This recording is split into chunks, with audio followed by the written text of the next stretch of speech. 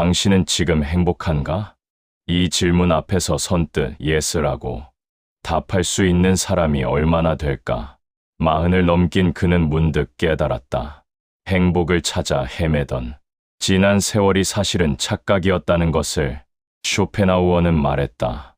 행복이란 고통이 잠시 물러난 틈일 뿐이다. 오늘 우리는 불편한 진실과 마주한다. 삶이 원래 괴로운 쪽에 가깝다면 우리는 무엇을 바라보며 살아야 하는가? 그에게는 늘 하나의 의문이 있었다.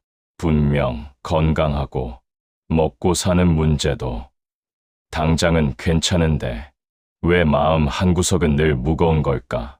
아침에 눈을 뜨면 어깨가 짓눌리고 밤이 되면 알 수 없는 피로감이 몰려왔다. 특별히 아픈 곳도 없었고 누가 보기엔 멀쩡한 삶이었지만 그는 알고 있었다. 이 무게감이 단순한 피로가 아니라는 것을.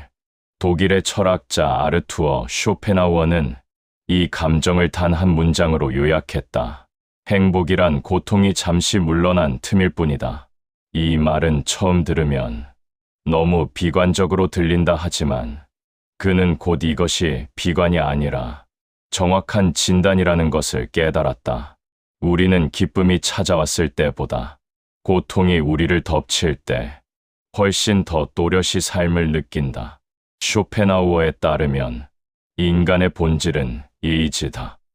끊임없이 무언가를 원하고 갈망하고 추구하는 힘. 이 의지는 결코 만족을 모른다. 하나를 얻으면 또 다른 것을 원하고 목표에 도달하면 새로운 목표가 나타난다. 우리는 이 끝없는 욕망의 순환 속에 갇혀 있다. 그는 이를 자신의 삶에서 확인했다. 대학에 합격했을 때, 취업했을 때, 결혼했을 때, 집을 샀을 때, 그 순간마다 이제 행복해질 거야 라고 생각했다. 하지만 실제로는 어땠는가? 각각의 성취는 순간의 만족을 주었지만 그 만족은 금세 사라졌다. 대학에 가면 취업 걱정이, 취업하면 승진 걱정이, 결혼하면 육아 걱정이, 집을 사면 대출 걱정이 뒤따랐다. 쇼펜하우어는 이를 욕망의 수레바퀴라고 불렀다. 우리는 이 바퀴를 끊임없이 밀어 올린다. 잠시 정상에 오른 듯하지만 중력은 우리를 다시 아래로 끌어당긴다. 그리고 우리는 다시 밀기 시작한다. 이것이 인간 존재의 구조다. 우리는 만족할 수 없도록 설계되어 있다. 왜 그런가? 쇼펜하우어의 대답은 명확하다. 삶의 본질이 결핍이기 때문이다. 우리는 무언가가 부족한 상태에서 출발한다. 배고픔, 갈증, 외로움, 불안. 이 모든 것은 결핍의 표현이다. 그리고 삶이란 이 결핍을 채우려는 끝없는 시도다. 하지만 결핍을 채우는 순간 새로운 결핍이 나타난다. 이것이 우리가 살아있다는 것의 의미다. 그렇다면 행복은 무엇인가? 쇼펜하우어는 말한다. 행복은 긍정적인 무언가가 아니다. 행복은 고통의 부재, 욕망의 일시적 정지, 의지가 잠시 잠든 순간이다. 배고플 때 먹는 음식의 즐거움, 피곤할 때 눕는 침대의 편안함, 외로울 때 만나는 사람의 따뜻함. 이 모든 행복은 사실 고통이 사라진 순간의 안도감이다. 그는 이 개념을 이해하는데 오랜 시간이 걸렸다. 행복이 고통의 부재라니. 이것은 너무 슬픈 정의가 아닌가. 하지만 깊이 생각해보니 이것이야말로 가장 정직한 설명이었다. 우리는 행복을 무언가 특별하고 충만한 상태라고 생각한다. 하지만 실제로 우리가 행복하다고 느끼는 순간은 언제인가 아플 때, 건강의 소중함을 느끼고, 분주할 때, 휴식의 가치를 깨닫고, 다툼 후 화해의 안도를 느낀다. 쇼펜하우어는 이를 건강의 비유로 설명한다. 건강할 때 우리는 건강을 느끼지 못한다. 몸이 제대로 작동할 때 우리는 몸의 존재를 의식하지 않는다. 하지만 어디가 아프면 온 신경이 그곳으로 쏠린다.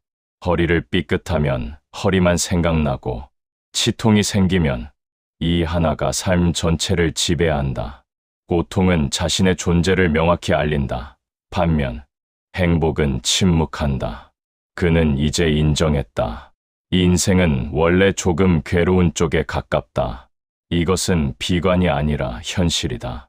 우리는 욕망하도록 태어났고, 욕망은 고통의 다른 이름이다. 원하는 것을 얻지 못하면 좌절하고, 얻고 나면 공허하다.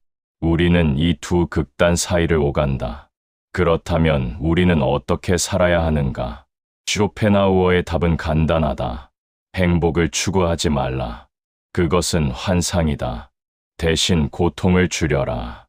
불필요한 욕망을 내려놓고 피할 수 있는 고통을 피하고 이미 있는 것을 지켜라. 이것이 현실적인 지혜다. 그는 노트를 펼쳤다. 나를 괴롭히는 것은 무엇인가? 목록을 적어 내려갔다. 남과의 비교, 이루지 못할 기대, 불필요한 관계, 과거에 대한 후회, 미래에 대한 불안. 이 모든 것이 그가 스스로 만든 고통이었다. 그리고 이것들을 덜어내는 것, 그것이 행복에 가까워지는 유일한 길이었다. 쇼펜하우어의 철학은 우울하게 들릴 수 있다 하지만 그는 절망을 말하는 게 아니다.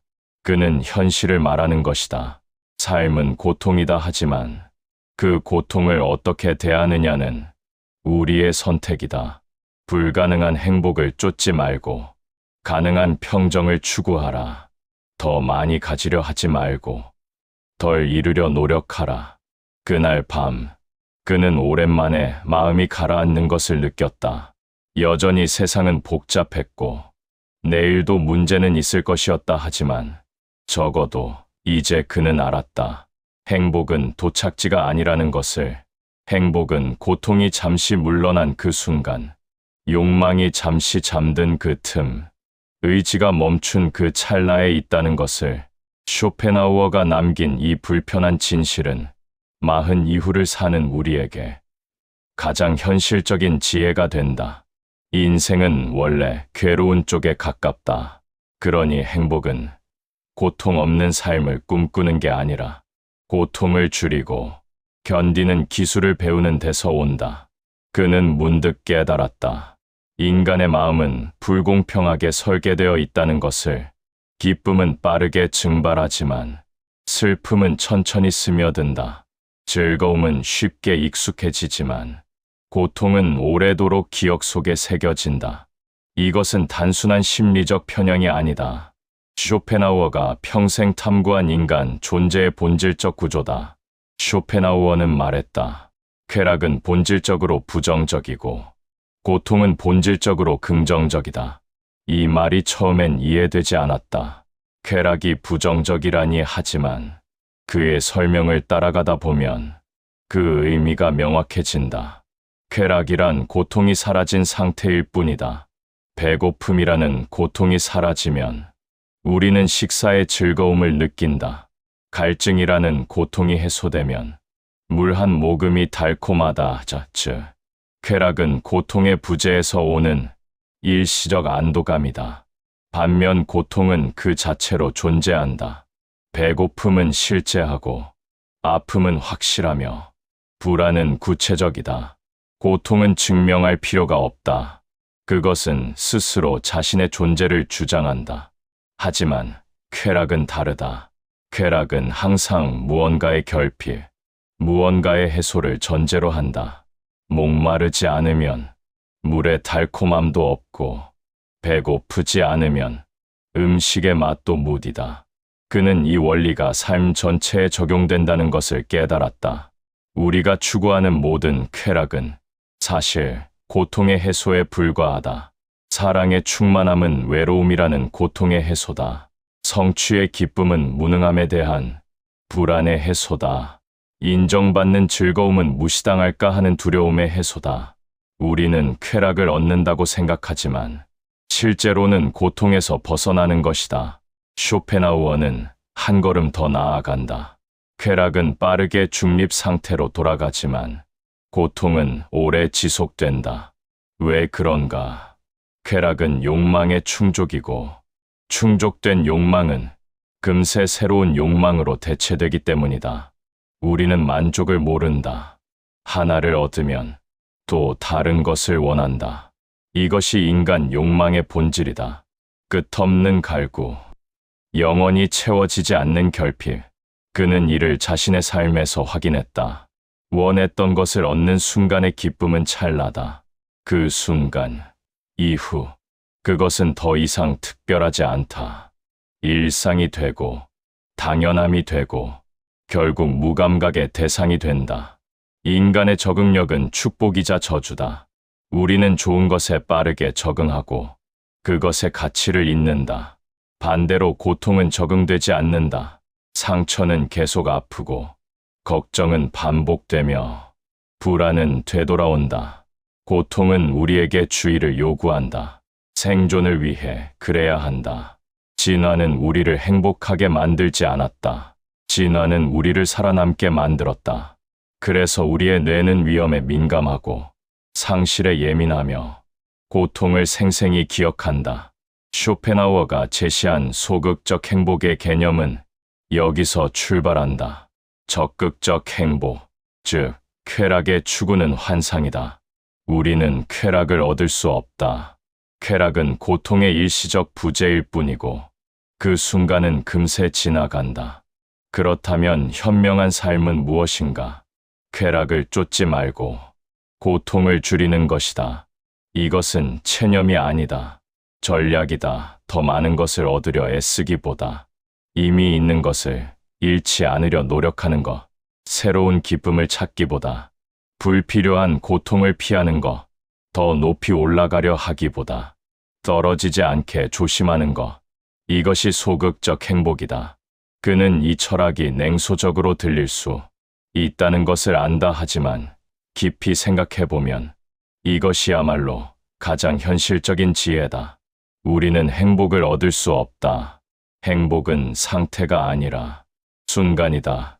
고통이 물러난 그 짧은 틈, 욕망이 잠시 잠든 그 순간, 불안이 멈춘 그 찰나, 그것이 우리가 행복이라 부르는 것의 정체다. 쇼펜하우어는 이를 건강의 역설로 설명한다. 우리는 건강할 때 건강을 느끼지 못한다. 몸이 아프지 않을 때 우리는 몸의 존재를 의식하지 않는다. 건강은 침묵한다. 하지만 아픔은 소리친다. 치통이 생기면 온 신경이 그 이에 쏠린다. 허리가 아프면 몸 전체가 그 통증에 지배당한다. 고통은 자신의 존재를 확실히 알린다. 행복도 마찬가지다. 행복할 때 우리는 행복을 느끼지 못한다. 행복은 공기처럼 투명하다 하지만 불행은 구체적이고 명확하다. 우리는 불행의 무게를 정확히 안다. 그래서 쇼펜하우어는 말한다. 행복을 추구하지 말고 불행을 피하라. 더 나은 삶이 아니라 덜 나쁜 삶을 목표로 하라. 이것이 비관주의인가? 어쩌면 그렇다 하지만 쇼펜하우어의 비관주의는 절망이 아니다. 그것은 냉철한 현실 인식이다. 인간은 고통받도록 설계되었다. 욕망은 끝이 없고 만족은 일시적이며 쾌락은 환상이다. 이것이 우리 존재의 진실이다 하지만 이 진실을 받아들이면 역설적으로 평정을 얻는다. 더 이상 불가능한 것을 추구하지 않게 된다. 영원한 행복이라는 신기루를 쫓지 않게 된다. 대신 소박한 목표에 집중한다. 고통을 줄이는 것, 있는 것을 지키는 것, 불필요한 욕망을 내려놓는 것. 그는 깨달았다. 쇼펜하우어의 철학은 삶을 포기하라는 게 아니다. 삶을 제대로 살라는 것이다. 환상 속에서가 아니라, 현실 속에서 쾌락의 추구가 아니라, 고통의 감소를 통해 이것이 진정한 지혜다. 그는 문득 깨달았다. 자신이 가진 모든 것에도 불구하고 마음이 편한 적이 거의 없었다는 것을. 안정적인 직장, 건강한 가족, 그럭저럭 괜찮은 경제 상태 객관적으로 보면 불평할 것이 없는 삶이었다 하지만 밤마다 그는 천장을 바라보며 뒤척였다. 내일 회의에서 할 말, 다음 달 실적, 아이의 진로, 노후 준비 끝없는 걱정이 머릿속을 맴돌았다. 쇼펜하우어는 이렇게 말했다. 마음의 평정은 행복의 사치품이 아니라 필수품이다. 처음 이 문장을 읽었을 때 그는 고개를 끄덕였다. 아무리 많은 것을 가져도 마음이 불안하면 그 모든 것이 무의미하다.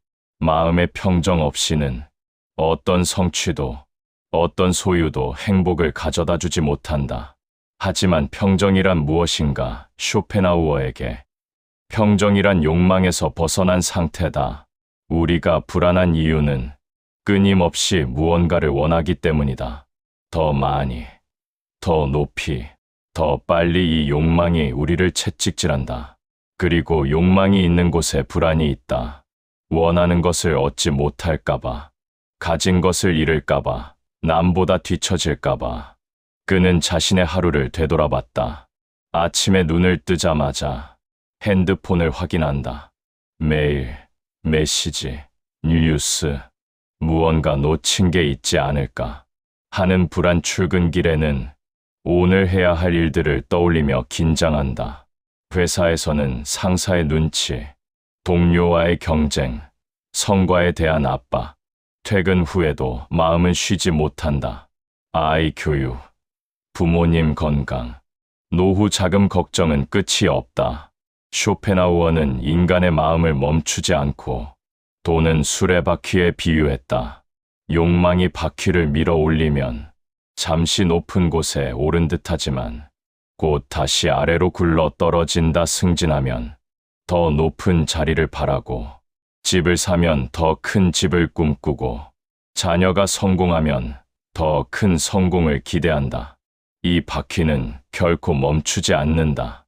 그리고 바퀴가 도는 한 평정은 없다. 그렇다면 평정은 어떻게 얻는가? 쇼펜하우어의 답은 역설적이다. 멈추는 것이다. 바퀴를 더 빨리 돌리려 하지 말고 바퀴를 멈추려 노력하는 것이다.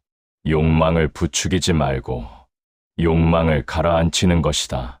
더 많이 원하지 말고 덜 원하는 것이다. 하지만 이것이 쉬운가? 전혀 아니다. 우리는 욕망하도록 설계되어 있다. 생물학적으로, 사회적으로, 심리적으로 우리의 뇌는 끊임없이 비교하고 평가하고 더 나은 것을 추구한다. 이것은 생존 본능이다. 만족하는 유전자는 도태되고 갈망하는 유전자가 살아남았다. 우리는 불만족의 후손이다. 그는 이 딜레마를 이해했다. 욕망을 완전히 없앨 수는 없다. 그것은 인간이기를 포기하는 것과 같다. 하지만 욕망을 조절할 수는 있다. 모든 욕망을 따라가지 않을 수는 있다. 이것이 쇼펜하우어가 말하는 지혜다. 마음의 평정을 위한 첫 번째 단계는 인식이다. 내가 지금 무엇을 원하고 있는지, 그 욕망이 정말 필요한 것인지, 아니면 그냥 습관적으로 원하는 것인지 구분하는 것이다. 대부분의 욕망은 후자다. 우리는 남들이 원하니까, 광고가 유혹하니까, 사회가 요구하니까 원한다. 진짜 내 욕망은 생각보다 적다.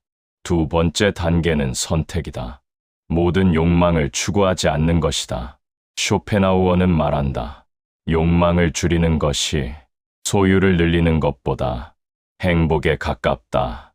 연봉을 2배로 올리는 것보다 필요한 것을 반으로 줄이는 것이 더 쉽고 확실하다. 더 큰 집을 얻으려 애쓰는 것보다 지금 집에 만족하는 법을 배우는 것이 더 현실적이다. 세 번째 단계는 수용이다. 삶이 내 뜻대로 되지 않는다는 것을 받아들이는 것이다. 쇼펜하우어의 철학은 엄격하다. 세상은 우리를 위해 존재하지 않는다. 우주는 우리의 욕망에 무관심하다. 우리가 원한다고 해서 얻어지는 것이 아니고 노력한다고 해서 반드시 성공하는 것도 아니다. 이것이 현실이다. 이 말이 냉혹하게 들리는가? 어쩌면 그렇다 하지만 이 냉혹한 진실을 받아들일 때 역설적으로 평정이 온다. 더 이상 세상이 내 뜻대로 되어야 한다고 고집하지 않게 된다.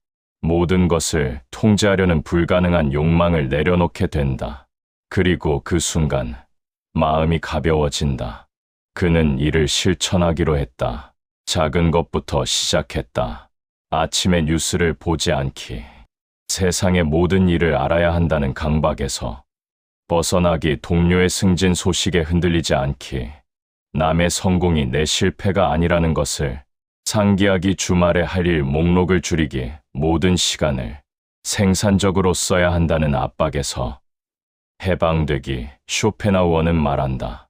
우리가 해야 할 일은 바퀴를 더 빨리 돌리는 것이 아니다. 잠시 멈추어 서서 정말 이만큼 불안해할 일인가를 묻는 것이다. 대부분의 걱정은 실제로 일어나지 않는다. 대부분의 두려움은 상상 속에만 존재한다. 우리는 아직 오지 않은 미래를 걱정하며 현재를 낭비한다. 그는 노트에 적었다. 내가 통제할 수 있는 것과 없는 것을 구분하라. 날씨는 통제할 수 없다. 타인의 생각도 통제할 수 없다. 회사의 인사 결정도, 경제 상황도, 자녀의 선택도 완전히 통제할 수 없다. 하지만 내 태도는 통제할 수 있다. 내 반응은 선택할 수 있다. 내 마음을 어디에 둘지는 결정할 수 있다. 쇼펜하우어의 평정은 무감각이 아니다. 그것은 초연함이다. 세상의 소용돌이 속에서도 중심을 잃지 않는 것이다. 외부의 혼란에 흔들리지 않는 내면의 고요함이다. 이것은 포기가 아니라 지혜다. 모든 것에 반응하지 않는 힘이다. 그날 밤, 그는 처음으로 걱정 없이 잠들었다. 해결되지 않은 문제들은 여전히 그대로였다. 하지만 그는 더 이상 그것들과 싸우지 않았다. 그냥 있는 그대로 두었다. 그리고 놀랍게도 세상은 무너지지 않았다. 쇼펜하우어가 말한 마음의 평정은 이것이다.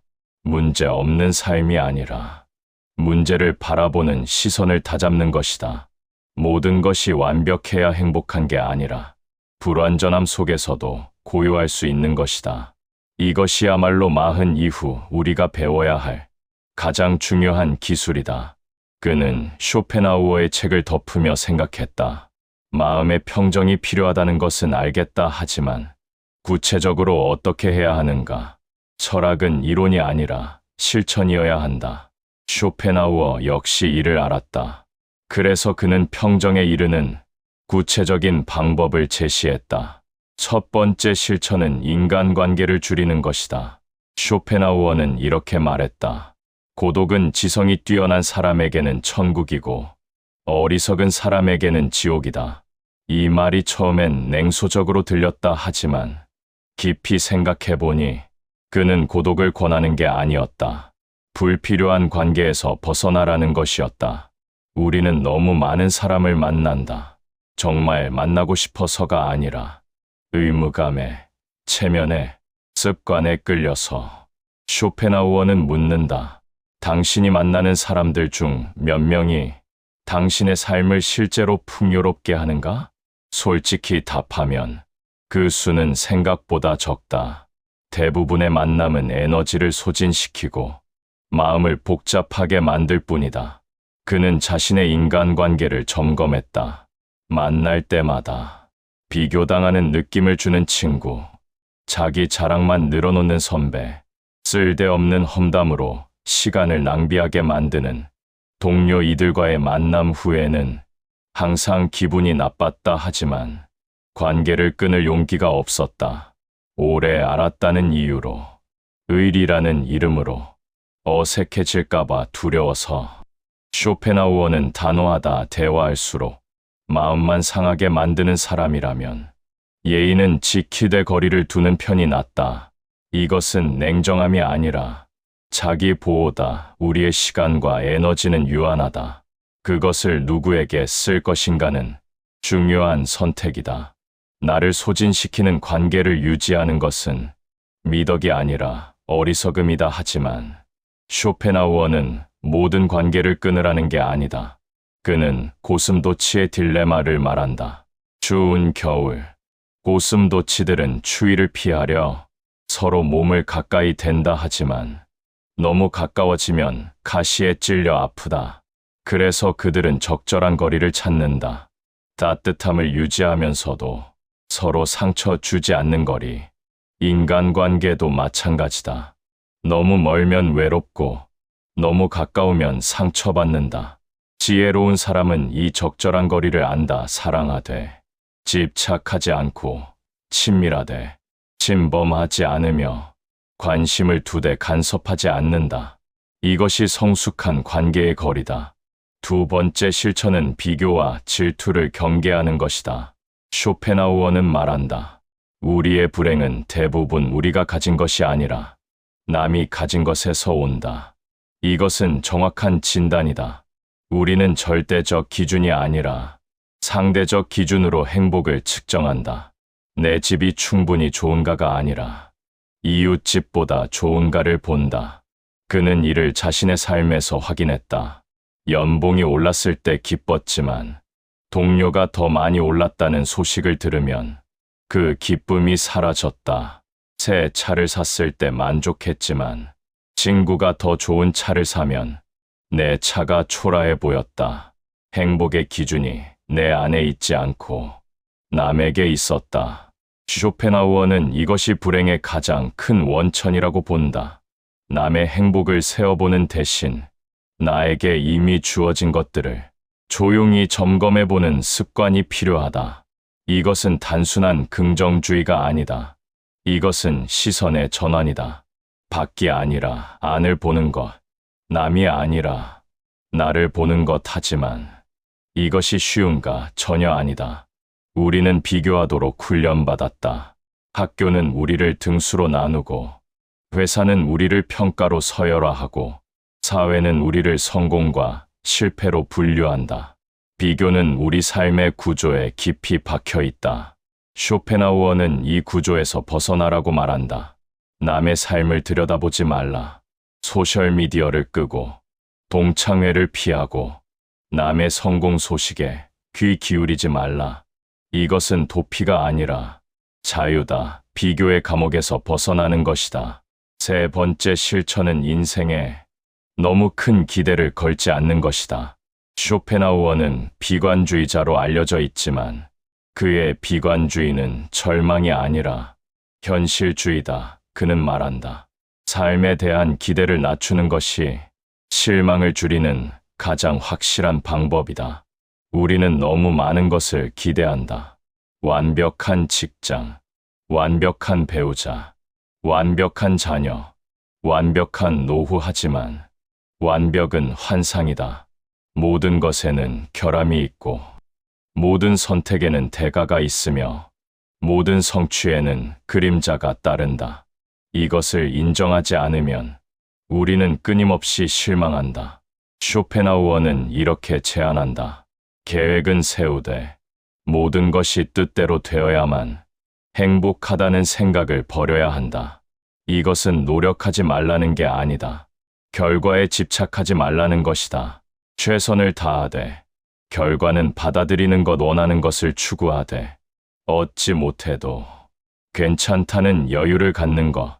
그는 이를 실천하기 시작했다. 프로젝트가 완벽하게 끝나기를 바라지 않았다. 충분히 잘하되 모든 것이 계획대로 되지 않아도 괜찮다고 생각했다. 자녀가 최고가 되기를 바라지 않았다. 건강하고 행복하면 그것으로 충분하다고 여겼다. 이 작은 변화가 마음에 큰 여유를 가져왔다. 네 번째 실천은 세상의 허상을 꿰뚫어 보는 것이다. 쇼펜하우어는 말한다. 세상에는 겉만 번지르르한 것이 많다. 부, 명예, 지위, 인기. 이 모든 것은 겉으로 보기엔 찬란하지만 그 이면에는 공허함이 있다. 그는 이를 마야의 베일이라는 인도 철학 개념으로 설명한다. 세상은 환상의 베일로 덮여 있다. 우리는 이 베일을 통해 세상을 보기 때문에 실체가 아니라 환영을 본다. 성공한 사람의 화려한 외양을 보지만 그 뒤의 고독과 불안은 보지 못한다. 부자의 풍요를 부러워하지만 그들의 걱정과 두려움은 모른다. 쇼펜하우어는 이 베일을 걷어내라고 말한다. 화려한 겉모습 뒤에 숨은 공허를 이해하면 남의 삶에 괜히 뒤처졌다는 열등감에서 서서히 벗어날 수 있다. 이것은 냉소가 아니라 통찰이다. 세상을 있는 그대로 보는 것이다. 그는 이를 실천했다. 소셜미디어의 완벽한 삶들을 보며 부러워하지 않았다. 그것이 편집된 현실, 선택된 순간들임을 알았다. 성공한 지인의 이야기를 들으며 위축되지 않았다. 그들도 자신만의 고민이 있음을 이해했다. 이 통찰이 그를 자유롭게 했다. 쇼펜하우어가 제시한 이 4가지 실천은 간단하지만 강력하다. 불필요한 관계를 정리하고, 비교를 멈추고, 기대를 낮추고, 허상을 꿰뚫어 본다. 이것들은 마음의 평정으로 가는 구체적인 길이다. 그날 밤, 그는 노트에 적었다. 평정은 세상이 변해서 오는 게 아니라 내가 세상을 보는 방식이 변해서 온다. 쇼펜하우어의 지혜가 비로소 삶의 실천으로 내려왔다. 그는 주말이 되면 항상 텅 빈 느낌을 받았다. 평일 내내 주말을 기다렸지만 막상 주말이 오면 무엇을 해야 할지 몰랐다. 텔레비전을 켜고 핸드폰을 만지작거리고 소파에 누워 시간을 보냈다. 그러다 일요일 저녁이 되면 허전함만 남았다. 쉬었는데도 피곤했고 자유 시간이 있었는데도 만족스럽지 않았다.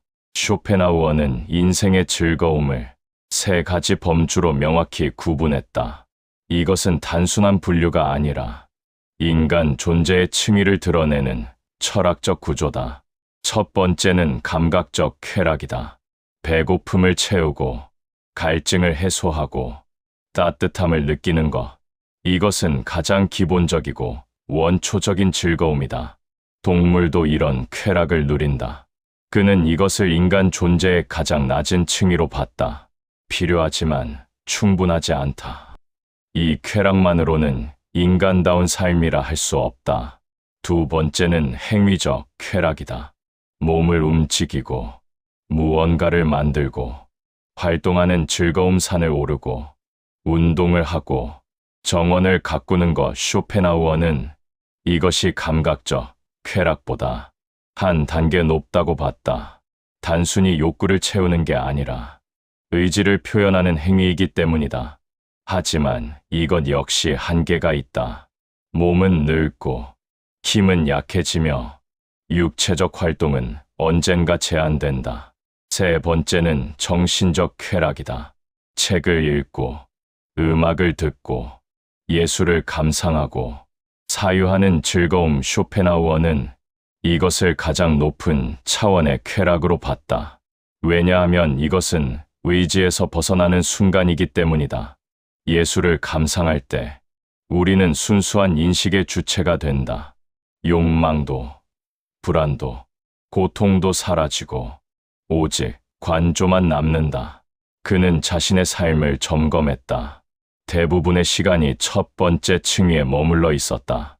맛있는 것을 먹고 편하게 쉬고 자극적인 영상을 보는 것. 이것들은 순간의 만족을 주지만 곧 공허함을 남긴다. 쇼펜하우어의 말대로 감각적 쾌락은 고통의 일시적 부재일 뿐이다. 배고픔이 사라지면 먹는 즐거움도 사라지고 다시 새로운 배고픔이 찾아온다. 쇼펜하우어는 이렇게 설명한다. 소유와 자극에만 기댄 즐거움은 반드시 한계가 온다. 물질적 쾌락은 향유의 순간 이미 소멸하기 시작한다. 새 차를 샀을 때의 설렘은 한 달이면 일상이 되고 고급 레스토랑의 감동은 2번째 방문에서 반감된다. 우리는 점점 더 강한 자극, 더 새로운 경험, 더 많은 소유를 갈구하게 된다. 이것은 끝없는 쾌락주의의 덫이다. 반면 정신적 쾌락은 본질적으로 다르다. 쇼펜하우어가 평생 탐구한 것이 바로 이 차이였다. 그는 말한다. 위대한 예술 작품 앞에서 우리는 의지의 노예 상태에서 해방된다. 그 순간 우리는 더 이상 원하는 주체가 아니라 순수하게 인식하는 주체가 된다. 이것은 심오한 철학적 통찰이다. 쇼펜하우어에게 인간의 본질은 이이지다. 끊임없이 무언가를 욕망하고 갈구하고 추구하는 힘. 이 의지가 우리를 고통으로 몰아넣는다 하지만 예술을 감상하는 순간 의지는 잠시 멈춘다. 우리는 아무것도 원하지 않고 그냥 바라본다. 이 순수한 관조의 상태가 진정한 평화다. 그는 이를 실천하기 시작했다. 주말마다 책을 읽었다. 처음엔 어색했다. 스마트폰의 유혹이 강했고 집중이 어려웠다. 하지만 점차 깊이 들어가면서 변화가 일어났다. 책을 읽는 동안 다른 모든 걱정이 사라졌다. 승진, 돈, 남의 시선, 그 모든 것에서 벗어나 오직 책 속 세계에만 존재했다. 이것이 쇼펜하우어가 말한 해방이었다. 쇼펜하우어는 특히 음악을 사랑했다. 그는 음악을 의지 자체의 모사라고 불렀다. 다른 예술이 의지의 객관화를 표현한다면 음악은 의지 자체를 직접 표현한다. 그래서 음악은 가장 강력하다. 말로 설명할 수 없는 감정의 깊이를, 인간 존재의 본질을 음악은 직접 전달한다. 그는 음악을 듣기 시작했다. 배경음악이 아니라 앉아서 집중해서 듣는 것이었다. 베토벤의 교향곡을 들으며 인간 의지의 투쟁을 느꼈고 모차르트의 협주곡을 들으며 순수한 아름다움에 빠져들었다. 음악을 듣는 그 시간만큼은 세상의 모든 고통이 멀어졌다. 쇼펜하우어는 이렇게 말했다. 자기 안에서 즐거움을 찾을 줄 아는 사람만이 진정으로 자유롭다. 외부에 의존하는 행복은 언제나 타인의 손에 달려 있고 따라서 불안정하고 더섭다. 이것이 핵심이다.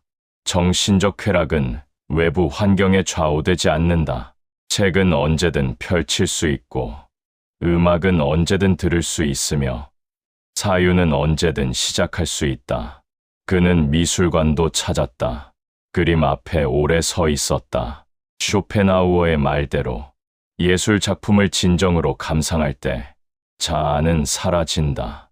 더 이상 나의 욕망, 나의 불안, 나의 목표가 없다. 오직 대상과 인식만 남는다. 이 자아 망각의 순간이 가장 깊은 평화를 준다. 쇼펜하우어는 고독을 두려워하지 않았다. 오히려 고독을 추구했다. 그는 평생 독신으로 살며 사람들과 거리를 두었다. 사회는 그를 괴짜로 여겼지만 그는 전혀 외롭지 않았다. 책과 음악과 사색이 그의 세계를 풍요롭게 채웠다. 그는 말했다. 지성이 있는 사람에게 고독은 천국이다. 그는 이제 이 말을 이해했다. 혼자 있는 시간이 더 이상 두렵지 않았다. 오히려 기다려졌다. 조용한 방에서 책을 읽고 음악을 들으며 생각을 정리하는 시간. 이것이 하루 중 가장 충만한 순간이 되었다. 쇼펜하우어가 발견한 외롭지 않은 고독을 그도 경험하기 시작했다. 쇼펜하우어는 이렇게 결론짓는다. 나이가 들수록 삶의 무게 중심을 외부에서 내부로 옮겨야 한다. 젊을 때는 세상이 주는 자극으로 충분하지만 성숙한 사람은 자기 내면에서 원천을 찾는다. 이것이 노년의 지혜다. 몸은 약해지지만 정신은 깊어질 수 있다. 외부 활동은 제한되지만 내면 세계는 무한히 확장될 수 있다. 그는 깨달았다.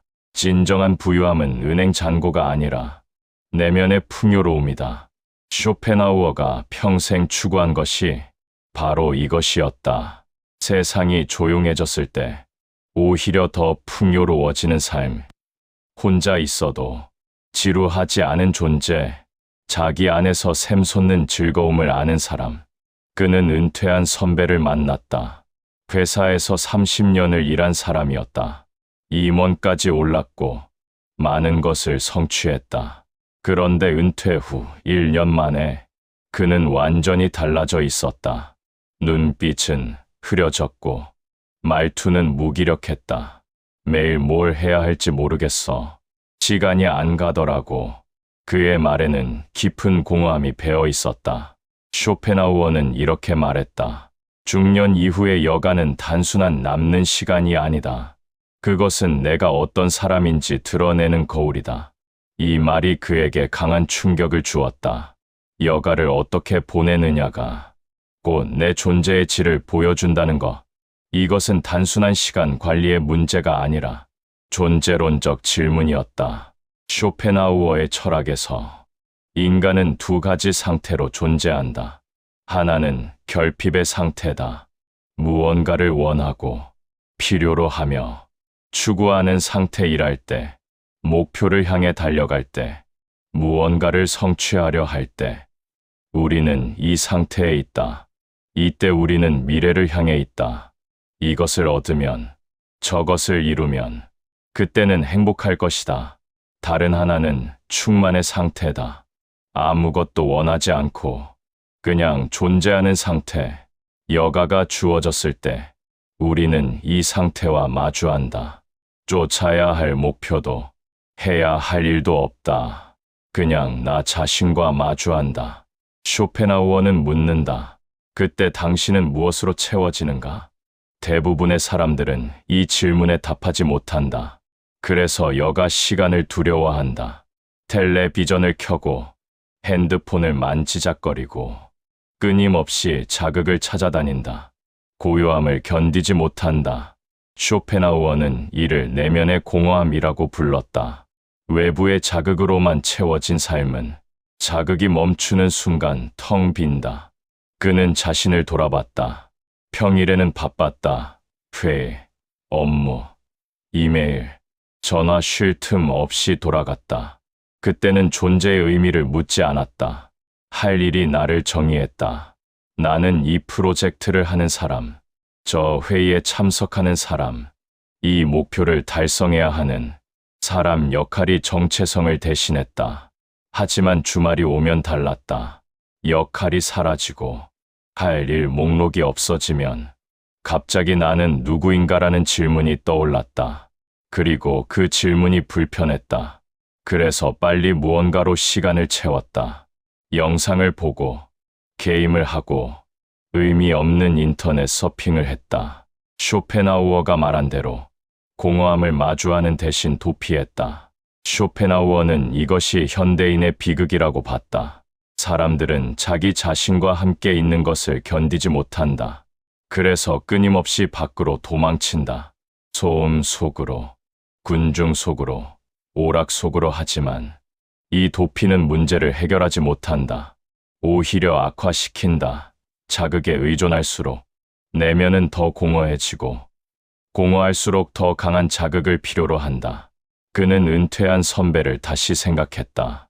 그가 무기력해진 이유가 이해됐다. 30년간 그는 일로 자신을 정의했다. 일이 그의 존재 이유였다. 하지만 일이 사라지자 그도 사라졌다. 내면에 아무것도 없었다. 자기 자신이라는 내용물이 없었다. 쇼펜하우어의 말대로 그는 역할이 벗겨진 순간 텅 빈 껍데기만 남았다. 쇼펜하우어는 이렇게 말한다. 텔레비전과 자극적인 영상만으로 하루를 채우면 마음도 점점 산만해지고 허전해진다. 반대로 차 한 잔을 앞에 두고 조용히 책장을 넘기거나 좋아하는 음악을 들으며 하루를 정리하는 사람은 혼자 있는 시간이 쌓일수록 더 단단해진다. 이것은 시간의 질에 관한 문제다. 같은 2시간이라도 어떻게 보내느냐에 따라 그 의미가 완전히 다르다. 자극적인 영상을 보며 보낸 2시간은 흔적을 남기지 않는다. 끝나고 나면 무엇을 봤는지도 기억나지 않는다. 하지만 책을 읽거나 음악을 듣거나 산책을 하며 보낸 2시간은 내면에 쌓인다. 그것은 나를 키운다. 쇼펜하우어가 평생 강조한 것이 바로 이 내적 성장이다. 그는 말한다. 인간의 진정한 가치는 소유나 지위가 아니라 그 사람의 내면이 얼마나 풍요로운가에 달려 있다. 부자도 권력자도 내면이 공허하면 여가 시간에 불행하다. 반대로 가난해도 내면이 풍요로우면 혼자 있는 시간이 축복이 된다. 그는 이를 실천하기로 했다. 주말 아침 일찍 일어나 조용히 차를 마셨다. 아무 생각 없이 창밖을 바라봤다. 처음엔 불안했다. 이렇게 시간을 낭비해도 되나? 하지만 점차 마음이 가라앉았다. 그냥 존재하는 것, 아무것도 하지 않는 것이 괜찮다는 것을 배웠다. 쇼펜하우어는 이를 순수한 관조라고 불렀다. 목적 없이 그냥 바라보는 것, 무언가를 얻으려 하지 않고, 평가하지도 않고, 판단하지도 않고, 그냥 존재하는 것. 이것이 가장 깊은 휴식이다. 왜냐하면 이때 의지가 멈추기 때문이다. 쇼펜하우어의 철학에서 의지는 고통의 원천이다. 의지가 멈추면 고통도 멈춘다. 그는 혼자 걷기 시작했다. 목적지 없이 그냥 걸었다. 쇼펜하우어도 매일 산책을 했다. 일정한 시간에, 일정한 코스로. 혼자서 그는 걸으며 사유했다. 위대한 철학적 통찰의 상당수가 이 산책 중에 떠올랐다. 걷기는 몸을 움직이지만 마음을 고요하게 한다. 리듬 있는 움직임 속에서 생각은 자유롭게 흐른다. 전시회도 찾았다. 쇼펜하우어는 예술을 의지로부터의 해방이라고 봤다. 그림을 볼 때 우리는 순수한 인식의 주체가 된다. 나라는 개별자가 사라지고 보편적 인식만 남는다. 이 망각의 순간에 진정한 평화가 있다. 그는 그림 앞에 오래 서 있으며 이 평화를 경험했다. 쇼펜하우어는 이렇게 말한다. 혼자 걸으며 생각하는 습관, 전시회나 공연을 찾아가는 작은 수고는 우리 안에 묻혀있던 감수성을 깨운다. 이것은 단순한 취미가 아니다. 이것은 자기 발견이다. 외부의 역할과 의무에서 벗어나 진짜 나를 만나는 과정이다. 그가 강조한 것은 외롭지 않은 고독이다. 고독은 두 가지가 있다. 하나는 버려진 고독이다. 혼자 있고 싶지 않은데 혼자 있는 것. 이것은 고통이다. 다른 하나는 선택한 고독이다. 스스로 원해서 혼자 있는 것. 이것은 자유다. 쇼펜하우어가 추구한 것은 후자였다. 그는 사회적 의무를 최소화하고 대부분의 시간을 혼자 보냈다. 사람들은 그를 외롭다고 여겼지만 그는 전혀 외롭지 않았다. 책, 음악, 사색이 그의 세계를 채웠다. 그에게 고독은 창조의 공간이었다. 그는 이렇게 결론 짓는다. 타인이 채워주지 않아도 견딜 수 있는 내면의 온기, 그것이야말로 나이가 들수록 꼭 길러야 할 힘이다. 이것은 의존에서 독립으로의 전환이다. 젊을 때는 타인의 인정, 사회의 보상, 외부의 자극으로 살 수 있다. 하지만 나이가 들면 이런 것들이 하나씩 사라진다. 그때 의지할 것은 자기 자신뿐이다. 그는 이제 알았다. 여가는 낭비할 시간이 아니라 자기 자신을 키우는 시간이다. 쇼펜하우어가 평생 실천한 삶이 바로 이것이었다. 내면을 풍요롭게 하고 정신을 깊게 하며 혼자서도 충만할 수 있는 힘을 기르는 것. 이것이 진정한 노년의 준비다. 그는 아내와 말다툼을 했다. 사소한 일이었다. 설거지를 누가 할 것인가? 주말에 누구 집에 갈 것인가? 하지만 말이 오가며 감정이 격해졌다. 서로에게 상처 주는 말을 했다. 밤이 되어 각자의 공간으로 물러났을 때 그는 생각했다.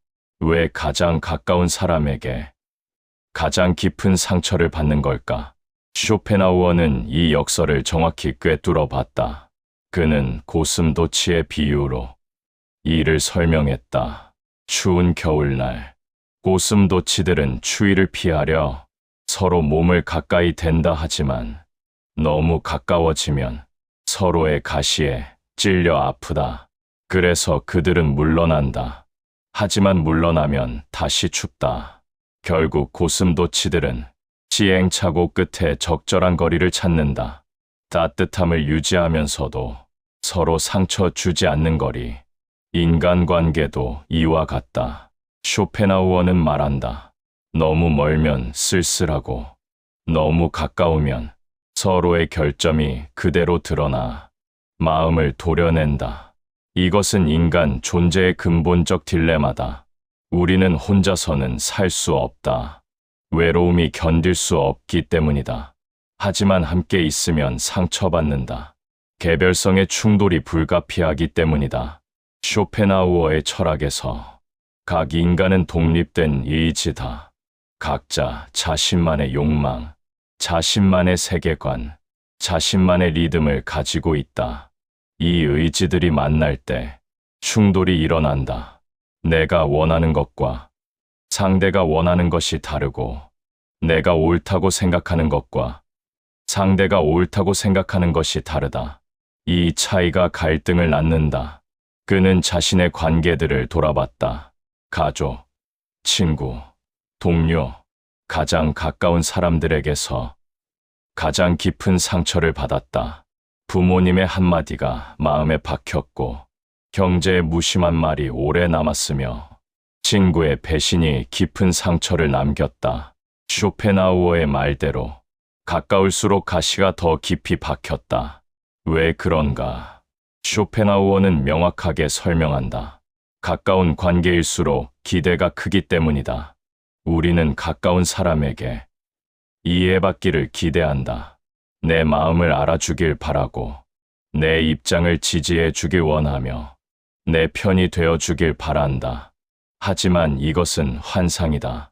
아무리 가까워도 타인은 타인이다. 그들은 자신의 의지를 가지고 있고 자신의 관점에서 세상을 본다. 그는 아내를 생각했다. 10년을 함께 살았지만 여전히 이해할 수 없는 부분이 있었다. 그녀의 반응이 예상과 다를 때 그는 당황했고 때로는 화가 났다. 왜 내 마음을 모를까?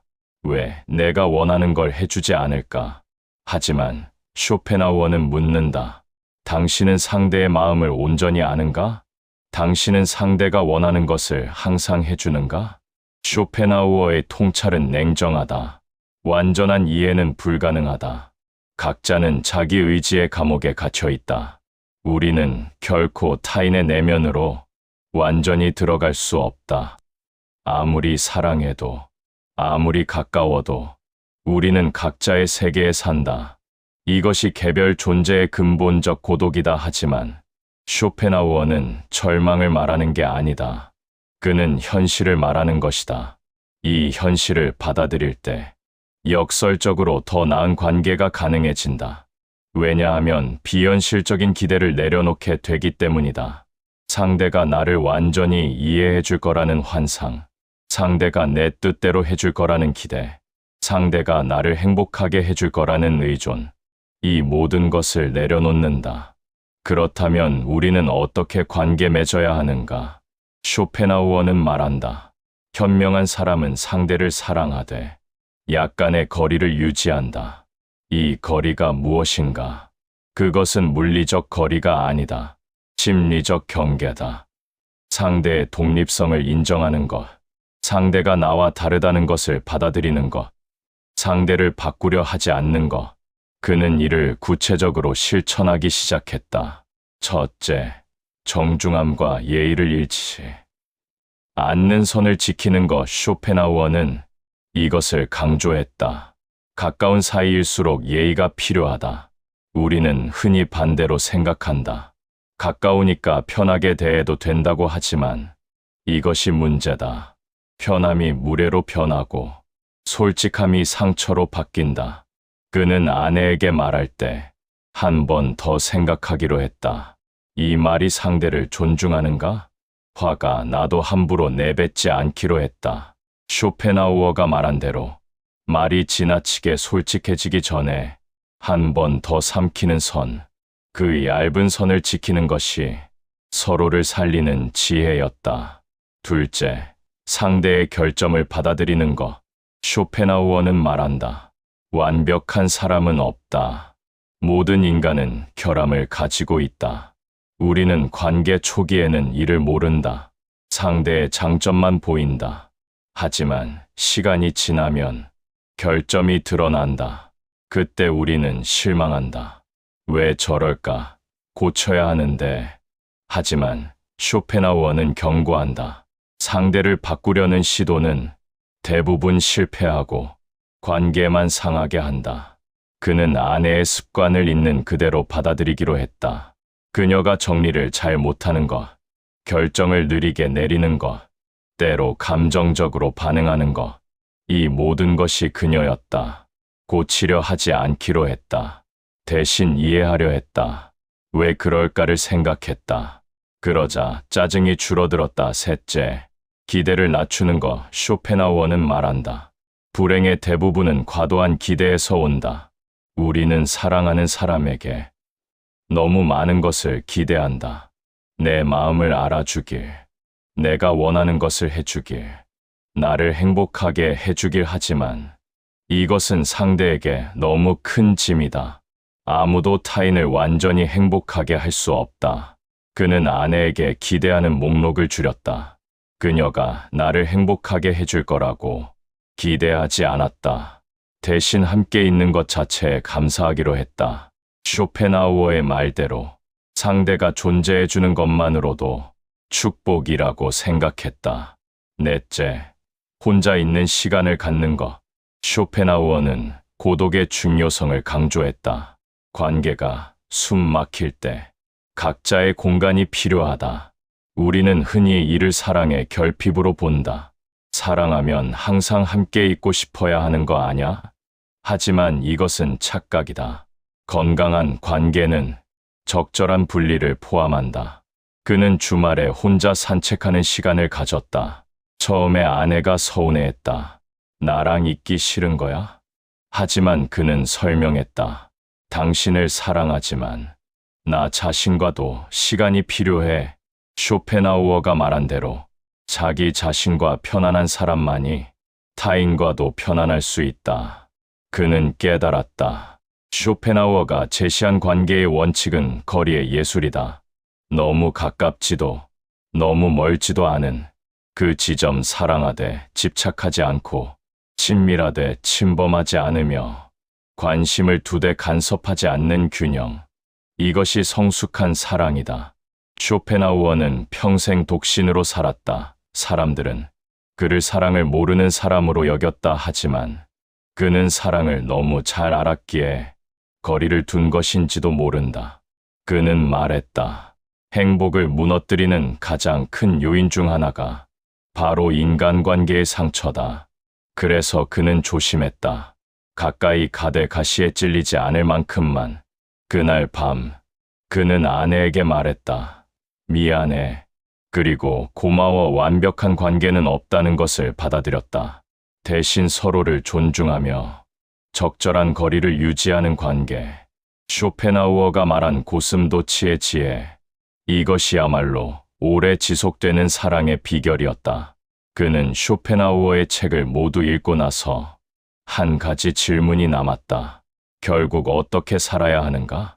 지금까지 배운 모든 것, 고통의 본질, 쾌락의 허상, 평정의 필요성, 관계의 거리, 이것들을 어떻게 하나로 엮어야 하는가? 쇼펜하우어의 철학은 비관주의로 알려져 있다. 하지만 그것은 오해다. 그는 비관론자가 아니라 현실주의자였다. 그가 전하는 메시지는 단순하다. 더 많이 가지려고 애쓰기보다 덜 아프게 사는 법을 배워야 한다. 이것이 그의 모든 철학을 관통하는 핵심이다. 쇼펜하우어의 세계관은 명확하다. 삶의 본질은 고통이다. 이것은 저주가 아니라 사실이다. 우리는 욕망하도록 태어났고, 욕망은 결핍을 의미하며, 결핍은 고통이다. 원하는 것을 얻지 못하면 좌절하고, 얻고 나면 곧 권태가 찾아온다. 우리는 이 두 극단 고통과 권태 사이를 진자처럼 오간다. 그렇다면 답은 무엇인가? 쇼펜하우어는 말한다. 고통을 완전히 없애려 하지 말고 견딜 수 있을 만큼 줄이고 다루는 기술을 익히라. 이것이 그의 실천 철학이다. 완벽한 행복은 환상이다. 그것을 추구하는 것은 신기루를 쫓는 것과 같다. 대신 현실적인 목표를 세워야 한다. 덜 불행하게 사는 것 첫째, 사람을 가려 만나라. 쇼펜하우어는 사회성을 의무가 아니라 선택으로 봤다. 모든 사람을 만날 필요는 없다. 당신의 에너지를 소진시키고 마음을 복잡하게 만드는 사람이라면 멀리하는 것이 지혜다. 이것은 이기심이 아니라 자기 보호다. 그는 이를 실천했다. 만나면 항상 비교당하는 느낌을 주는 친구와의 모임을 줄였다. 술자리마다 험담으로 채워지는 동료들과 거리를 뒀다. 처음엔 죄책감이 들었다. 하지만 쇼펜하우어의 말을 떠올렸다. 당신의 시간과 에너지는 유한하다. 그것을 어디에 쓸 것인가는 인생에서 가장 중요한 선택이다. 둘째, 비교를 줄여라. 쇼펜하우어는 이것이 불행의 가장 큰 원천이라고 봤다. 남의 행복을 세어보는 대신 나에게 이미 주어진 것들을 조용히 점검해보는 습관이 필요하다. 우리는 절대적 기준이 아니라 상대적 기준으로 행복을 측정한다. 그래서 영원히 만족할 수 없다. 항상 나보다 더 많이 가진 사람이 있기 때문이다. 그는 소셜미디어를 줄였다. 쇼펜하우어 시대에는 없었지만 오늘날 소셜미디어야말로 비교의 지옥이다. 모두가 자신의 최고의 순간만 보여준다. 우리는 그것을 보며 자신의 평범한 일상과 비교한다. 이것은 불공정한 게임이다. 쇼펜하우어가 말한 대로 남의 삶은 편집된 하이라이트이고 내 삶은 편집되지 않은 전체임을 기억해야 한다. 셋째, 삶의 기대치를 조정하라. 쇼펜하우어는 이렇게 말했다. 인생에 너무 큰 기대를 걸지 않는 태도가 필요하다. 계획은 세우되 모든 것이 뜻대로 되어야만 행복하다는 생각을 버려야 한다. 이것은 체념이 아니라 유연성이다. 그는 완벽주의를 내려놓기 시작했다. 프로젝트가 완벽하지 않아도 괜찮다고 여겼다. 자녀가 최고가 되지 않아도 행복하면 된다고 생각했다. 쇼펜하우어의 통찰대로 기대가 낮을수록 실망도 적다. 이것은 소극적으로 들리지만 실제로는 가장 현실적인 행복 전략이다. 넷째, 세상의 허상을 꿰뚫어 보라. 쇼펜하우어는 말한다. 세상에는 겉만 번지르르한 것이 많다. 화려한 겉모습 뒤에 숨은 공허를 이해하면 남의 삶에 괜히 뒤처졌다는 열등감에서 서서히 벗어날 수 있다. 이것은 냉소가 아니라 통찰이다. 그는 성공한 사람들의 이면을 보기 시작했다. 부자의 불안, 권력자의 고독, 유명인의 공허함. 쇼펜하우어가 말한 대로 모든 것에는 대가가 있다. 세상은 공짜 점심을 주지 않는다. 무언가를 얻으면 다른 무언가를 잃는다. 이것을 이해하면 남의 성공을 부러워하는 대신 자신의 선택을 존중하게 된다. 다섯째, 조용한 여가 속에서 나 자신과 화해하라. 쇼펜하우어는 이것을 가장 중요하게 여겼다. 마음은 문제없는 삶에서가 아니라 문제를 바라보는 시선을 다잡을 때 비로소 가라앉는다. 외부 환경을 바꾸는 것보다 내면의 태도를 바꾸는 것이 훨씬 효과적이다.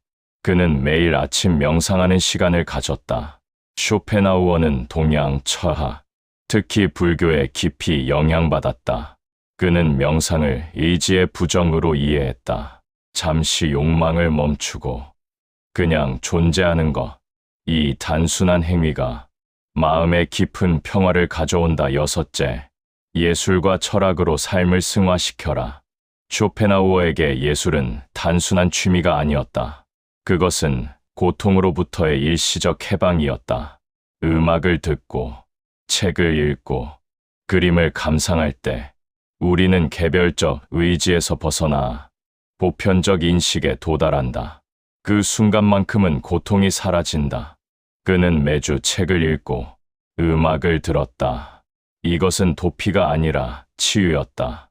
쇼펜하우어가 말한 대로 예술은 삶의 고통을 잊게 하는 것이 아니라 그 고통을 아름다움으로 변환시킨다. 비극을 보며 우리는 눈물을 흘리지만 그 눈물은 카타르시스를 준다. 고통을 직시하되 예술적 형식을 통해 승화시키는 것. 일곱째, 연민을 실천하라. 쇼펜하우어의 윤리학은 연민에 기초한다. 그는 말한다. 모든 존재는 고통받는다. 이것을 이해할 때 진정한 연민이 생긴다. 연민은 동정이 아니다. 그것은 타인의 고통을 내 고통으로 느끼는 것이다. 그는 사람들을 다르게 보기 시작했다. 짜증 나게 하는 동료도, 무례한 점원도 모두 자신만의 고통을 안고 산다. 쇼펜하우어의 말대로 만약 우리가 타인의 내면을 들여다볼 수 있다면 우리를 화나게 하는 대부분의 행동이 고통에서 비롯된다는 것을 알게 될 것이다. 이 이해가 분노를 연민으로 바꾼다. 여덟째, 죽음을 두려워하지 마라. 쇼펜하우어는 죽음을 개별화의 종말로 봤다. 우리는 개별자로 태어나 고통받지만 죽음과 함께 이 고통도 끝난다. 그는 말한다. 죽음을 두려워하는 것은 논리적이지 않다. 죽기 전에는 죽음이 없고 죽고 나면 나가 없다. 그렇다면 누가 죽음을 경험하는가? 이것은 위로가 아니라 논리다. 쇼펜하우어는 죽음을 허무주의로 보지 않았다. 오히려 개별 의지의 고통에서 벗어나는 해방으로 봤다. 그는 힌두교의 개념을 빌려 말한다. 개별적 자아는 환상이다. 우리는 근본적으로 하나의 의지에서 나온 표현들이다. 죽음은 이 표현의 종말이지 본질의 소멸이 아니다. 그는 이제 죽음을 덜 두려워하게 됐다. 쇼펜하우어가 말한 대로 삶이 고통이라면 죽음은 그 고통의 종말이다. 왜 종말을 두려워하는가? 이것은 삶을 포기하라는 게 아니다. 죽음을 받아들임으로써 삶을 더 충실히 살라는 것이다. 그는 모든 것을 종합했다. 쇼펜하우어가 제시한 삶의 기술은 결국 하나로 귀결된다.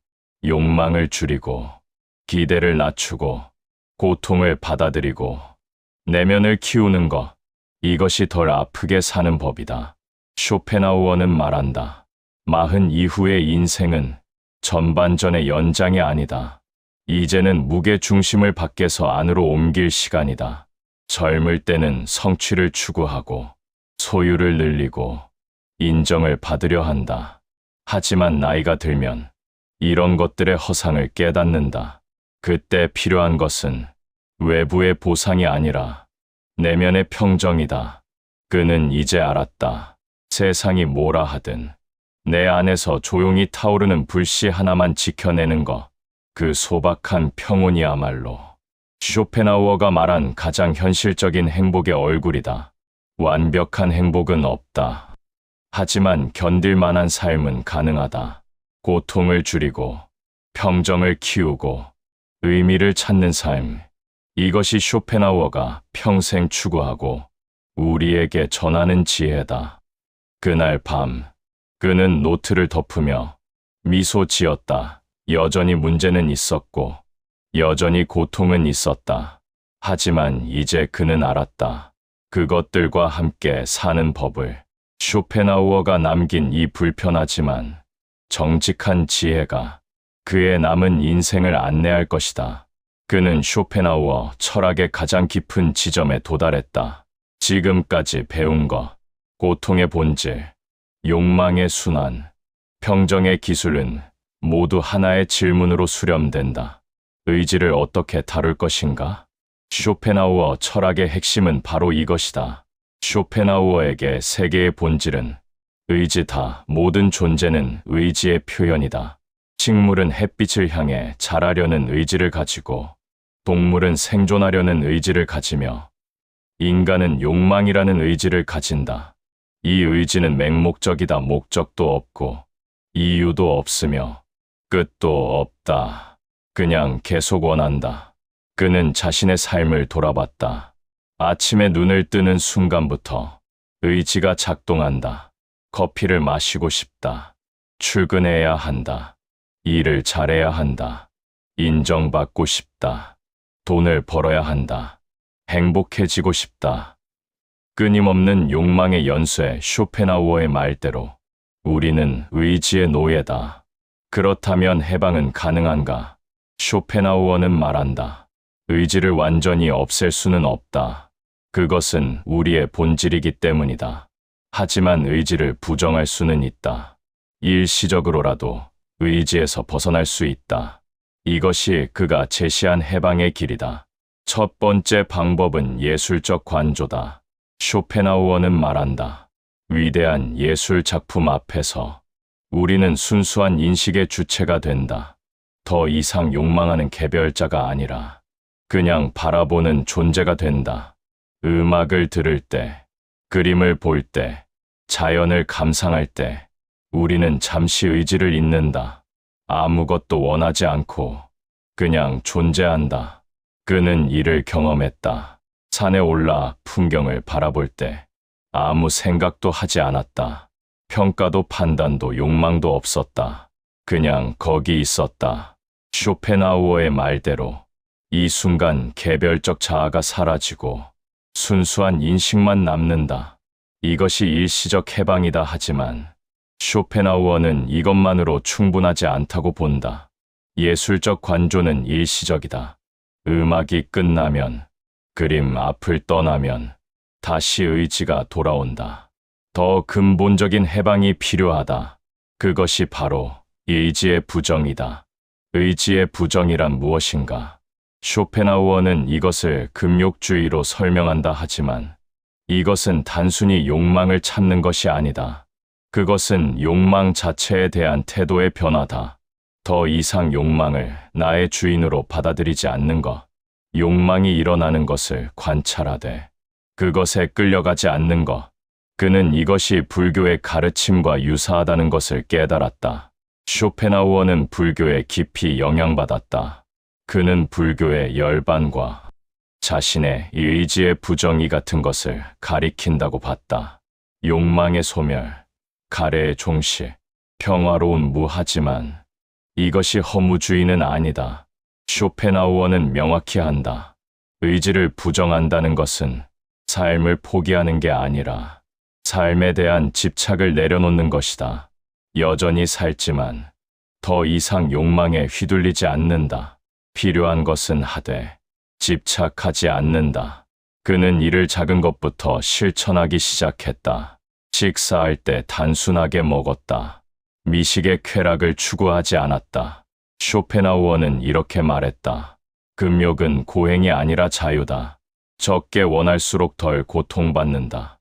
그는 욕망을 줄임으로써 평화를 얻었다. 두 번째로 깊이 탐구해야 할 것은 연민의 윤리학이다. 쇼펜하우어에게 도덕의 기초는 연민이다. 그는 말한다. 연민은 타인의 고통을 내 고통으로 느끼는 것이다. 이것은 감상이 아니라 직관이다. 모든 존재가 근본적으로 하나라는 통찰에서 비롯된다. 쇼펜하우어의 형이상학에서 모든 개별 존재는 하나의 의지가 다양하게 표현된 것이다. 나와 타인은 겉으로는 분리되어 보이지만 본질적으로는 같은 의지다. 이것을 깨달을 때 진정한 연민이 생긴다. 타인의 고통은 곧 나의 고통이다. 그는 이 통찰이 혁명적이라는 것을 알았다. 대부분의 윤리학은 이성이나 법칙에 기초한다. 칸트는 도덕 법칙을 말하고 공리주의는 최대 행복을 말한다. 하지만 쇼펜하우어는 다르다. 그는 직관적 연민을 말한다. 계산이나 논리가 아니라 느낌에서 비롯되는 도덕. 그는 길에서 거지를 만났다. 예전 같으면 외면했을 것이다. 하지만 이번에는 달랐다. 쇼펜하우어의 말을 떠올렸다. 이 사람도 나와 같은 의지가 표현된 것이다. 그의 고통은 나의 고통이다. 그는 돈을 주었다. 의무감에서가 아니라 진정한 연민에서. 세 번째 주제는 천재와 창조적 삶이다. 쇼펜하우어는 천재를 특별하게 봤다. 그는 말한다. 천재는 의지에서 벗어나 순수하게 인식할 수 있는 능력을 가진 사람이다. 보통 사람은 자신의 욕망의 관점에서 세상을 본다. 이것이 나에게 유용한가? 저것이 나를 해치는가? 하지만 천재는 다르다. 그는 사물을 그 자체로 본다. 예술가가 바로 그런 사람이다. 위대한 화가는 장미를 보며 이것을 팔 수 있나를 생각하지 않는다. 그는 장미 자체의 본질을 본다. 위대한 음악가는 청중의 박수를 위해 작곡하지 않는다. 그는 음악 자체의 진리를 표현한다. 쇼펜하우어는 이것을 무욕적 관조라고 불렀다. 하지만 천재는 대가를 치른다. 쇼펜하우어는 말한다. 천재는 광기와 가까이 있다. 왜냐하면 천재는 정상적인 의지의 흐름에서 벗어나 있기 때문이다. 보통 사람은 실용적이고 현실적이다. 천재는 비현실적이고 몽상적이다. 그래서 천재는 종종 고통받는다. 그는 자신이 천재는 아니지만 이 통찰을 이해했다. 창조적으로 산다는 것은 욕망에서 벗어나 무언가를 그 자체로 보는 것이다.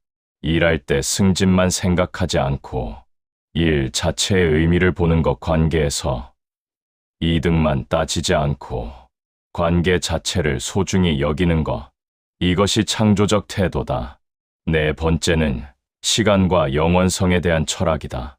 쇼펜하우어는 말한다. 시간은 의지의 형식이다. 욕망은 항상 미래를 향한다. 지금이 아니라 그때를 바란다. 우리는 현재를 살지 못한다. 항상 다음을 기다린다. 이것을 얻으면, 저것을 이루면 그때 행복할 것이라고 하지만 쇼펜하우어는 묻는다. 그때가 오면 정말 행복한가? 아니다. 그때가 오면 또 다른 그때를 기다린다. 우리는 영원히 현재를 놓친다. 이것이 시간의 저주다. 해방은 현재에 있다. 쇼펜하우어는 말한다. 의지를 부정하는 순간 시간도 사라진다. 더 이상 미래를 욕망하지 않을 때 영원한 현재에 들어간다. 이것은 신비주의적으로 들리지만 실제 경험이다.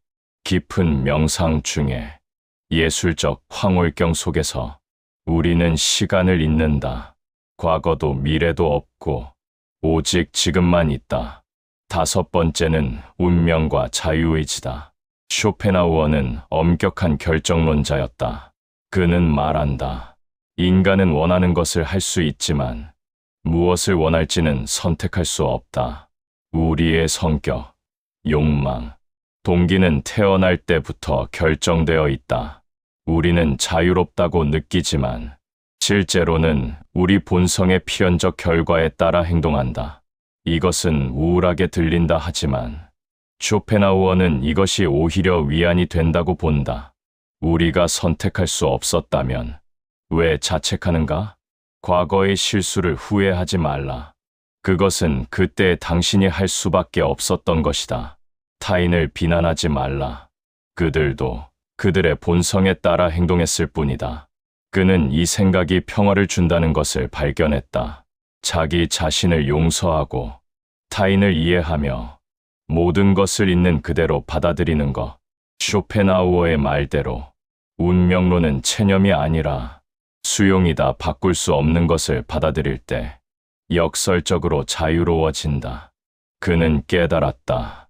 쇼펜하우어가 제시한 의지의 부정, 연민의 실천, 창조적 삶, 현재의 집중, 운명의 수용, 이 모든 것이 하나로 연결된다. 그것은 욕망의 속박에서 벗어나 진정한 자유에 이르는 길이다. 그는 쇼펜하우어의 여정을 마무리하며 한 가지 질문을 던졌다. 이 철학자는 실제로 어떻게 살았는가? 철학은 이론이 아니라 삶이어야 한다. 쇼펜하우어는 자신이 말한 대로 살았는가? 아르투어 쇼펜하우어는 1788년 독일 단치에서 태어났다. 부유한 상인 집안이었지만 행복하지 않았다. 아버지는 엄격했고 어머니와는 평생 불화했다. 그는 일찍이 삶의 어두운 면을 목격했다. 이것이 그의 철학을 형성했다. 그는 젊은 시절 대학에서 철학을 강의하려 했지만 실패했다. 당시 독일 철학계는 헤겔이 지배하고 있었다. 헤겔은 낙관적이고 체계적인 철학을 펼쳤다. 쇼펜하우어는 정반대였다. 그는 비관적이고 직관적이었다. 청중은 헤겔을 선택했고 그의 강의실은 텅 비었다 하지만 그는 포기하지 않았다. 학계에서 인정받지 못하면 혼자 연구하면 된다. 그는 프랑크푸르트에 정착하여 평생 독신으로 살았다. 매일 같은 시간에 일어나고 같은 시간에 산책하고 같은 식당에서 식사했다. 규칙적이고 절제된 삶. 쇼펜하우어는 자신의 철학을 삶으로 증명했다. 그는 사람들과 거리를 두었다. 친구도 적었고 사교 모임도 피했다. 그가 사랑한 것은 책과 음악과 그의 푸들 아트만이었다. 사람들은 그를 괴짜로 여겼다. 하지만 그는 외롭지 않았다. 그의 말대로 지성이 있는 사람에게 고독은 천국이었다. 그는 말년에 비로소 인정받기 시작했다. 60대에 접어들어서야 그의 책이 읽히기 시작했다. 유럽 전역에서 편지가 왔고 방문객이 찾아왔다 하지만 쇼펜하우어는 변하지 않았다. 명성에 흔들리지 않았다. 그는 이미 자신의 철학대로 살고 있었기 때문이다. 1860년 그는 72세의 나이로 세상을 떠났다. 혼자 집에서 조용히 그가 평생 추구한 평정을 유지하며 그의 마지막은 그의 철학과 일치했다. 담담하게, 의연하게, 의지를 부정하며. 그렇다면 쇼펜하우어의 철학은 현대를 사는 우리에게 무엇을 말하는가? 그가 살았던 19세기와 지금은 완전히 다르다. 하지만 인간의 본질은 변하지 않았다. 우리는 여전히 욕망하고 고통받으며 행복을 찾아 헤맨다. 쇼펜하우어의 통찰은 여전히 유효하다. 현대 사회는 욕망을 부추긴다. 광고는 끊임없이 더 많이, 더 좋게, 더 빠르게를 외친다. 소셜미디어는 비교를 조장한다. 우리는 남의 삶을 들여다보며 자신의 부족함을 확인한다. 쇼펜하우어가 경고한 것이 바로 이것이다. 소유와 자극에 기댄 행복은 환상이다. 그는 다른 길을 제시한다.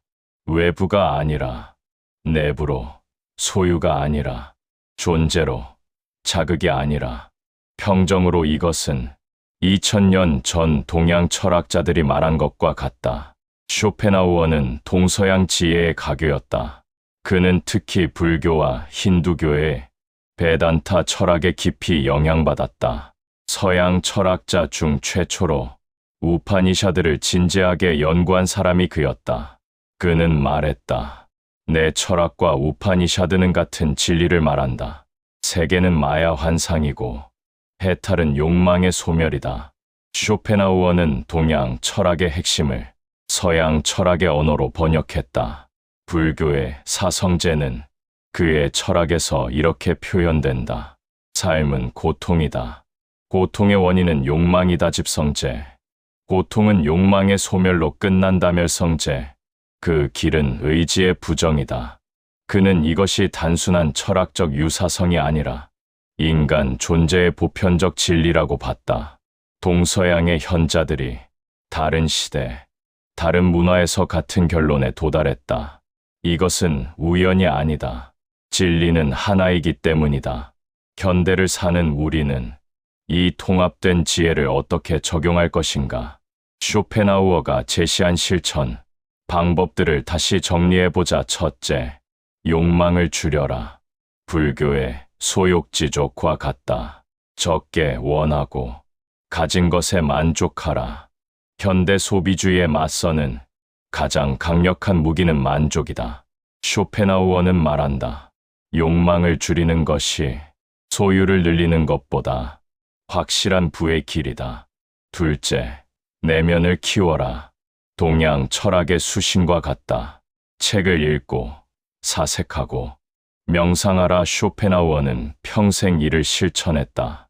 매일 2시간씩 산책하며 사유했고 음악을 들으며 마음을 정화했다.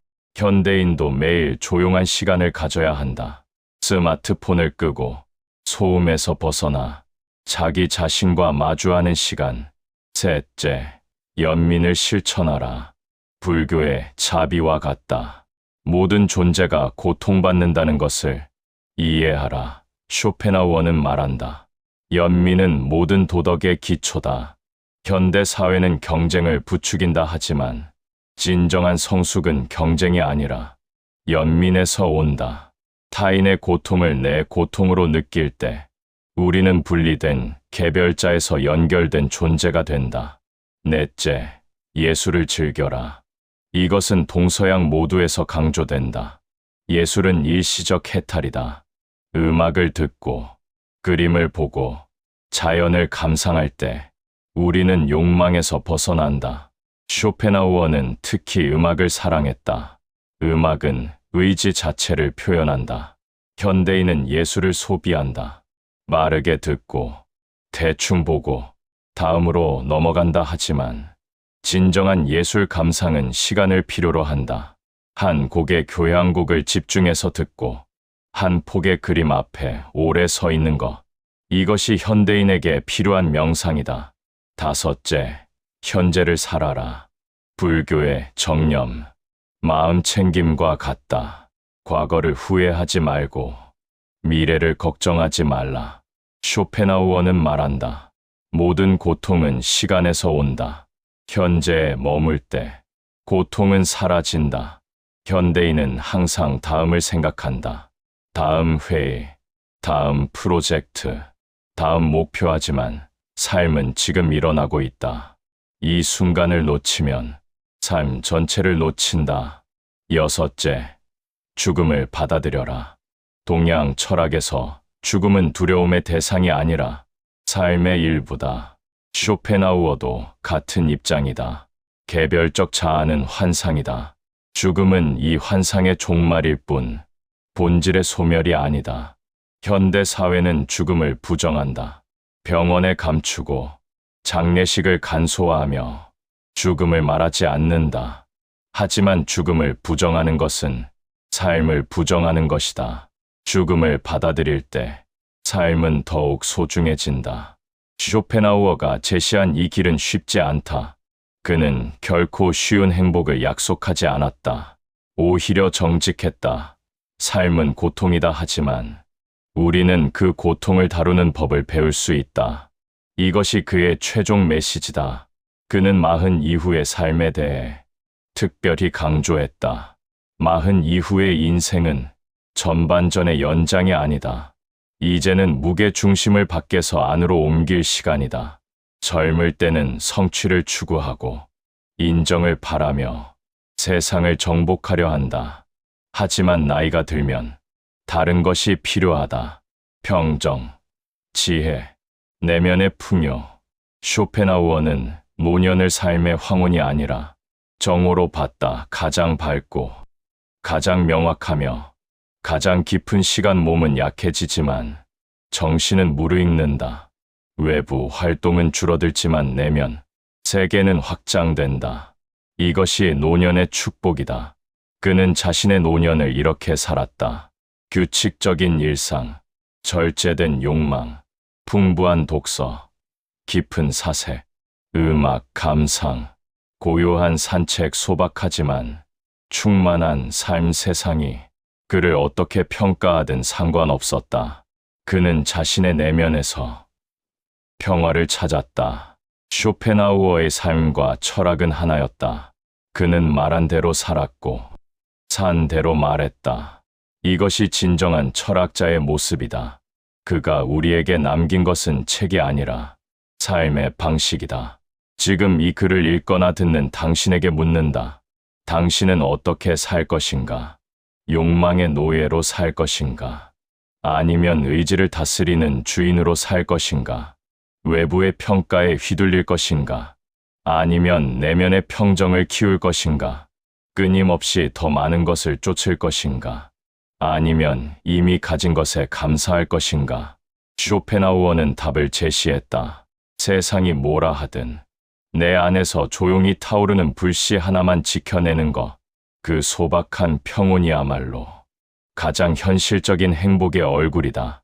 완벽한 행복은 환상이다. 하지만 견딜 만한 삶, 의미 있는 삶, 평정한 삶은 가능하다. 이것이 쇼펜하우어가 평생 탐구하고 우리에게 남긴 지혜다. 불편하지만 정직하고 비관적으로 보이지만 실은 가장 현실적인 낙관이며 어둡게 들리지만 실은 빛을 향한 길이다. 당신의 남은 인생이 쇼펜하우어의 지혜로 조금이라도 더 평화로워지기를 바란다. 고통을 피할 수는 없지만 그것을 다루는 법은 배울 수 있다. 완전한 행복은 없지만 평정한 마음은 가능하다. 세상은 바꿀 수 없지만 세상을 보는 눈은 바꿀 수 있다. 이것으로 쇼펜하우어와의 여정을 마친다 하지만 진짜 여정은 지금부터 시작이다. 이 지혜를 삶으로 실천하는 것, 그것이야말로 쇼펜하우어에게 바치는 가장 큰 경이다. 쇼펜하우어의 지혜가 당신의 일상의 평화를 가져다 주기를, 그리고 남은 인생이 조금 덜 아프고 조금 더 의미 있기를 진심으로 기원합니다. 이 영상이 구독자님께 작은 통찰이라도 주었다면 좋아요 버튼으로 응원해주세요. 그리고 구독 버튼을 눌러 앞으로도 함께 지혜를 탐구해 나가길 바랍니다. 댓글로 구독자님의 생각도 나눠주세요. 끝까지 들어주셔서 감사합니다.